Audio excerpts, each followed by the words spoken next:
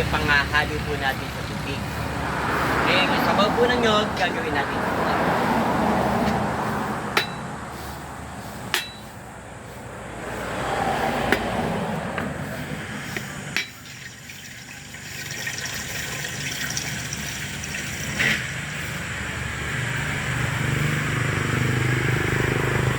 Ang laki na ng laman.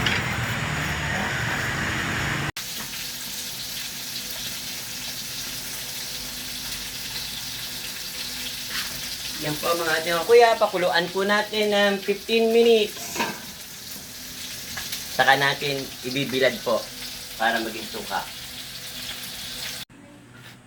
Ito na po, kumukulo na po yung ating gagawing suka. Kumukulo na po siya. Sabaw po ng nyog. Gawin natin suka.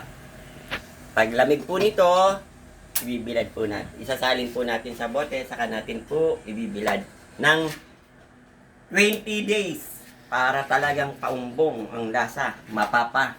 Wow kayo.